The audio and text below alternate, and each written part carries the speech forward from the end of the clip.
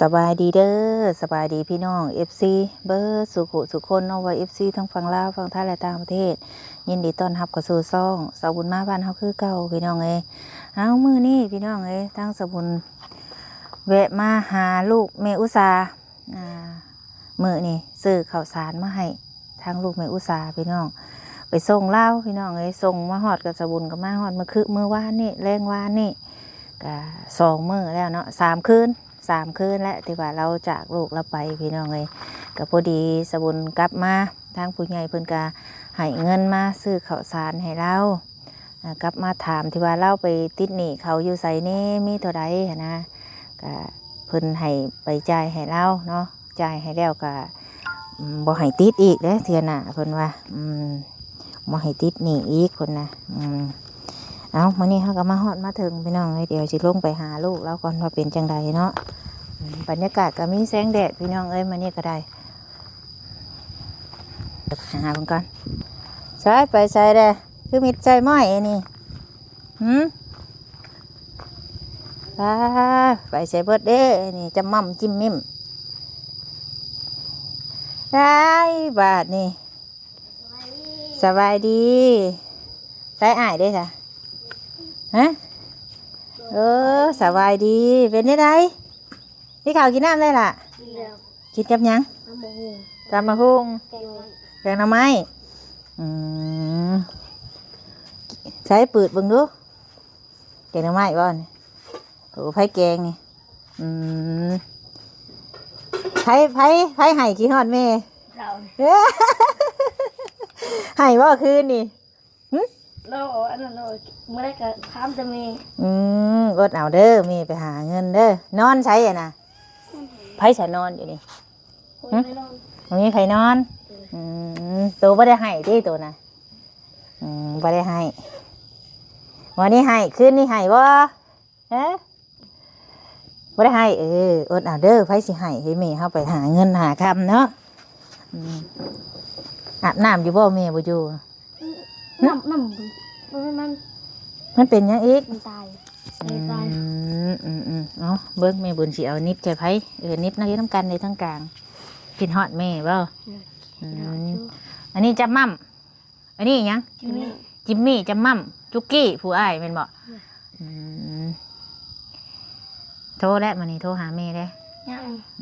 แม่เพิ่นเฮ็ดงานกินฮอดแห้งบ่คิดฮอดจุกินฮอดจัมมี่เด้ค่ะยอดกับวัดเอาเอาเด้อแม่ไปหาเงินแล้วล่ะเด้อเพิ่นได้เงินเดี๋ยวเพิ่นก็มาดอกเดี๋ยวเบิดบัตรเราก็มาเยี่ยมเบิดบัตรเราก็มาเยี่ยมแล้วได้กินดีสบายเห็นอยู่บ่ในคลิปนะเห็นบ่ได้เบิ่งอยู่บ่ได้เบิ่งนั่นแหละกินฮอดเราก็อดเอาใครดอกมีโทรศัพท์แล้วเรามีโทรศัพท์ได้ใช้เดี๋ยววันนี้เว้ยเรามีโทรศัพท์ใช้แล้วกินฮอดเราก็โทรหาเด้อแม่หาเงินเพิ่นยังสิมาอยู่อย่าดื้ออยู่เฮือนก็ได้บ่ให้ดื้อห่านแมวมันให้ยากยังอ่ะนะแมวจ้ะปะแมวไม่ใช่ค่ะเขาปล่อยมาใส่เด้อ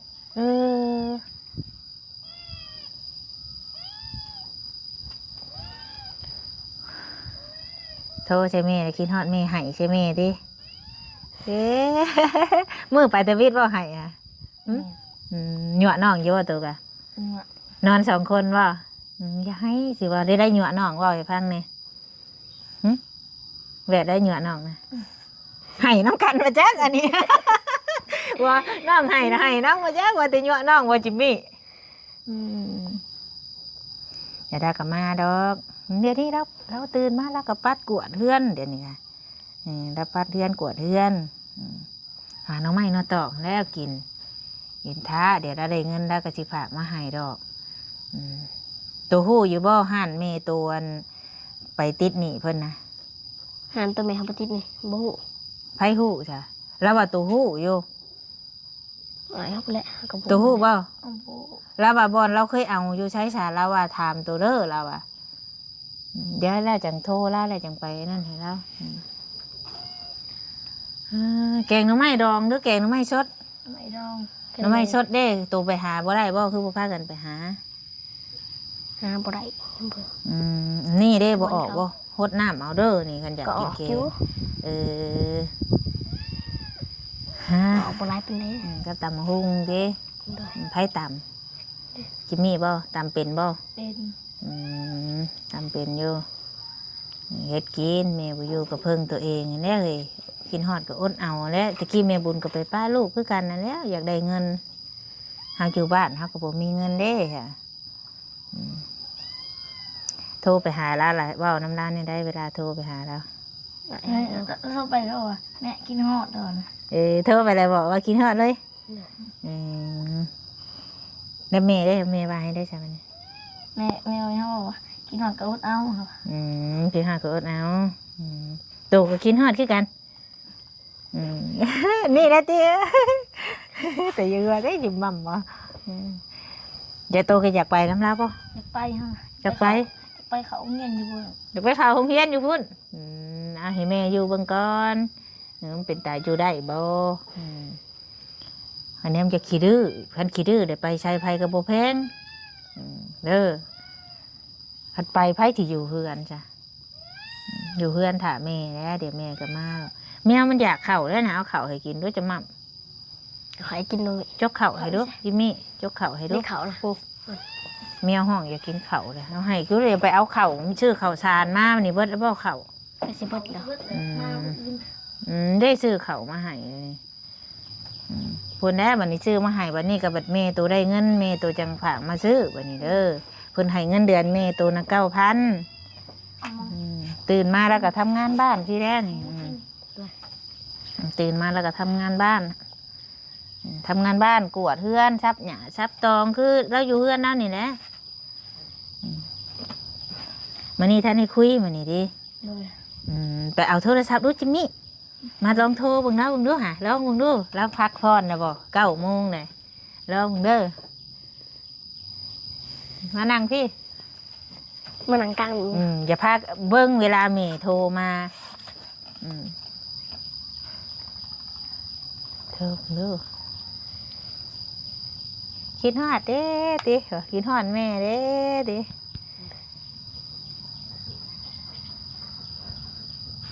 เธอเป็นว่า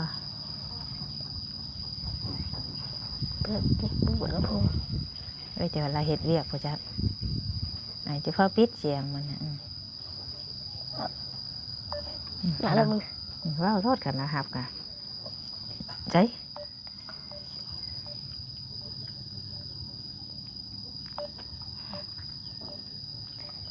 จักว่าละย่างไกลเฮือนหรือบ่มีสัญญาณจักว่าละเสื่อมไฟฟ้าอยู่เฮือนเถาเกเด้ มันบอก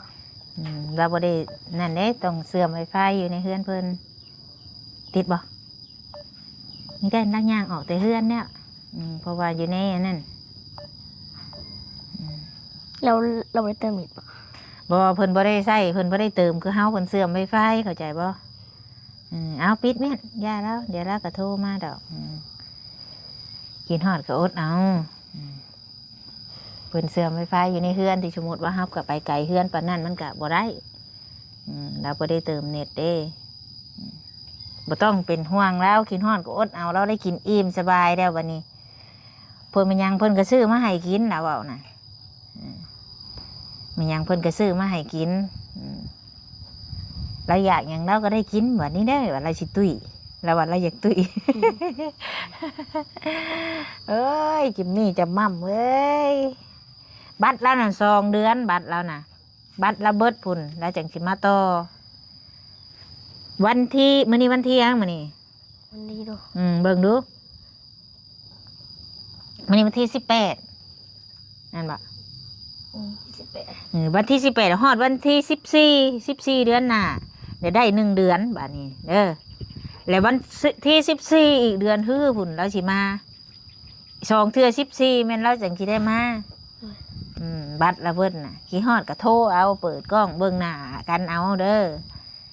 เพิ่นไปหาเงินอยู่บ้านเฮาแล้วมันบ่มีเงินใช้เพิ่นไปพุ่นแล้วเพิ่นให้เงินเดือนอยู่บ้านเฮาแล้วบ่มีเงินเดือนเบิดเดือนกับเบิดซื่อบ่ได้ทำงานเด้อย่าไปแม่บ่อยู่แล้วจะไปหาติดหนี้ติดสินเด้อมีก็กินบ่มีก็ย่าเด้ออย่าดื้ออย่าไปกินเฮือนมุงชั้นชี้บ่ให้เฮ็ดเด้อมากินเฮือนเฮาอย่ากินข้าวเด้อจิมมี่อย่าไปเล่นกับฮู้จักมา อย่าให้กันอยู่กับอ้ายกับน้องกันให้กันอยู่บ่หึไผให้จิมมี่บ่ไผให้ นี่แล้วเอาวันนี้ไผให้กันมันจะให้กันเลยนี่ไปไผสิไปย่อกระเป๋าเข่าไปนี่บุญหามบ่ได้เด้ไปเอาเนื้อเอานะมังเงาะกับสิ้นหมูซื้อมังเงาะเอาสิ้นลูกขึ้นเนาะเด็กวันกันกินเด้อซื้อมังเงาะ2 กิโลก็50ซื้อสิ้นหมู100,000ลากลงมาเลยไปเมียนโอ้โธ่จิมมี่จะมั่มถ่าอ้ายมาก่อนล่ะถ่าอ้ายมาก่อน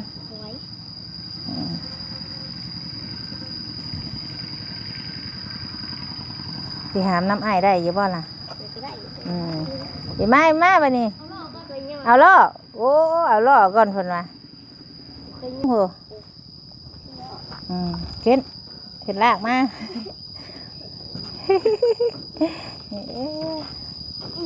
ตึ๊บเก่งเก่งลงมาลุ่มพี่ลูกบัดนี้ลงมาลุ่มพี่ขึ้นหล่อมาบัดนี้ครึ่งล่อตึ๊บ1 2ครึ่งเด้อชุกจิมมี่ดึงให้มันครึ่งกลางดักโอเคไปโย่ไปบาดนี้แกอ้ายกับน้องพากันโย่กระสอบเข้าใครแลกประตูนะเข้า50 กิโล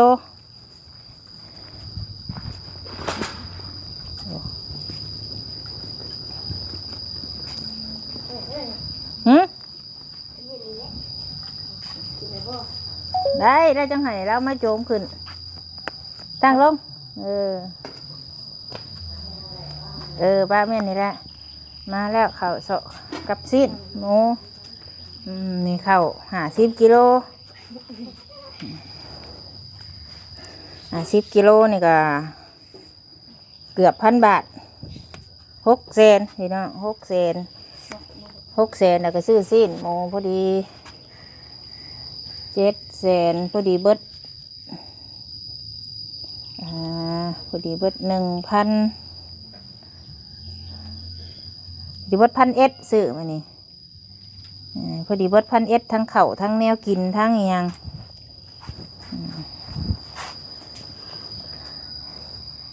ข้าวกับชีวิตพอดีเด้บัดนี้พูดแล้วบัดนี้บัดเมตัวได้เงินพูดแหละอันนี้ผู้ใหญ่เพิ่นซื้อมาให้เพิ่นช่วยก่อนตัวนี้เพราะว่าแม่ตัวยังบ่ได้เงินเพิ่นช่วยมาก่อนตัวนี้ขอบคุณผู้ใหญ่เพิ่นดูเป็นบ่ลูกขอบคุณเด้อว่าสิเอานบมือขึ้นสิพาเว้านี่ลูกขอบคุณเด้อลูกขอบคุณเด้อแม่ ที่ช่วยครอบครัวของลูกขอให้แม่อยู่ดีมีแห้งความเจ็บบ่ให้ได้ความไข้บ่ให้มีให้อายุมั่นยืนเด้อสาธุเจ้าอยากเว้าหยังบ่ผ่านไปนี่เว้าโลดเจ้าอยากฝากความหยังถึงแม่เจ้าว่าลองเว้าเบิ่งดูคิดฮอดและเว้าหยังอีกมื้อนี้ฝากถึงความคิดฮอดแหละลองเว้าอีกว่าแม่ตั้งใจหาเงินเด้อลูกสิเป็นคนดีซั่นน่ะเว้าเบิ่งตั้งใจหาเงินเด้อลูกสิเป็นคนดีเว้าไปอีกเอาได้มั้ยเว้าได้มั้ยตั้งใจเป็นคนดีฟังความพ่อแม่สิแล้วแม่เพื่อเพิ่นสิหาเงินหาคำมาเลี้ยงลูกได้มันบ่แม่นเรื่องง่ายบัดแม่เพิ่นหามาเลี้ยงเฮาใหญ่แล้วเฮาก็ต้องเลี้ยงแม่บัดนี้เด้อเป็นคนฮู้บ่แม่นว่าเลี้ยงใหญ่แล้วแหละลืมพ่อแม่บ่ได้คิดเอาว่าเพิ่นลำบากจำใดเพื่อเพิ่นสิผ่านมาฮอดพี่ได้โทรให้กำลังใจแล้วสู้ๆเด้อแม่เด้อว่าสิบ่ให้แล้วสิให้นำสู้เด้อแม่เด้อเฮาเป็นกำลังใจให้เด้อแม่ว่าสิเมื่อยบ่แม่สั่นโทรหาแม่เมื่อยบ่ทำงานเมื่อยบ่สั่นแหละเวลาเจ้าโทรหาแม่นี่เจ้าถามได้คำแรกนะเอาว่าคิดฮอดแล้วก็อดเอาเลยว่าแม่เรียกเคยถามบ่ว่าแม่กินข้าวกับหยังถามบ่เคยแล้วว่าได้ เราหลายอย่างแหละ เออแล้วว่าบ่ต้องเป็นห่วงแม่เด้อใช่บ่บอกบ่ แล้ว อืมเพิ่นใจดีได้ไปฮอดเพิ่นก็ซื้อโทรศัพท์ให้เราโลดเราย่านติดต่อหาเจ้าบ่ได้เด้ติดต่อหากันเอาเองบัดนี้มีหยังก็อยากคุยนำเราเว้านำเราแม่บุญก็บ่ได้มาหาถึงเจ้าทุกมื้อได้บัดนี้เพราะว่าแม่บุญก็ไปส่งแม่เจ้าแหละให้เราตั้งใจเฮ็ดงานบัดนี้แม่บุญก็สิเมื่อดำให้ดำหน้าแล้วแม่บุญก็ได้บัดนี้ไปส่งแม่เจ้ามื้อนั้นก็ฮอดพูดนั้นเป็น18 โมงกลางคืนฮอดบ้านเพิ่นน่ะเพื่อได้ไปนอนน่ะ10 โมงไปแม่เจ้าเมื่อยแล่ละ ลงเมารถเห็นว่าแม่บุญถ่ายลงเพจเห็นว่าน อนหลับ นอนหลับได้ไงเดี๋ยวเราเมื่อยได้เราบ่ได้ขี่รถไกลเด้นอนตุ่มผม จุ่มเพิ่มแล้วหนาวแล้วเพิ่นให้นอนห้องแอร์แล้วก็บ่นอนเราหนาวไปนอนห้องพัดลมนอนห้องแอร์แล้วแอร์มีบ่หนาวแล้วอ่ะ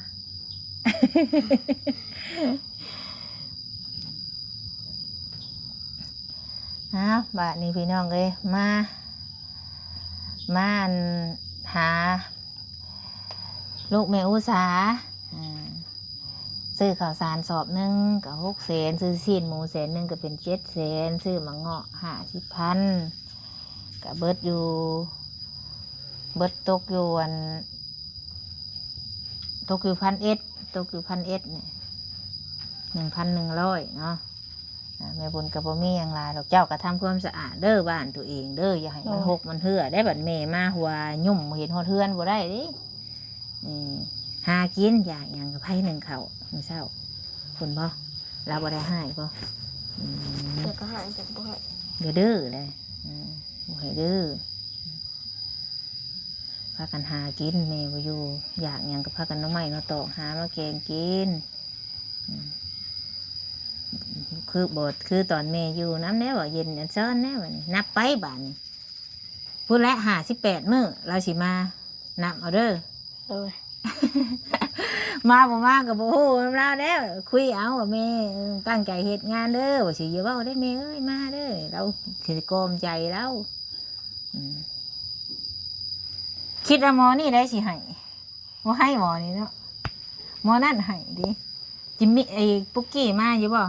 มากก็ไปแล้ว มานี่บ่มามื้อใด ซื่นนี่ แล้วบ่ได้มานอนเฮือนบ่หมู่ชวนไปทางบ่ดีอย่าไปเด้อเนี่ยใดบ่ดีอย่าไปเฮ็ดหมู่ชวนรักหยังก็อย่าไปรักของเพิ่นได้เพิ่นจับเด้ไผชวนหยังเนี่ยมันผิดแต่บ่ต้องไปเฮ็ดน้ำเขาเด้อไปเล่นก็ฮู้จักมาปลาตัวเดียวเน่าครับของไหนถึงเถื่อไปเล่นไปยืนเบิ่งชื่อเขาเอาเจ้าก็พิษน้ำเขาแล้วเจ้าจะไปอยู่เพื่อนตัวเองหันมีก็กินบ่มีก็ยาเด้อมาคิดว่าแม่เพิ่นบ่นี่เพิ่นผู้นี้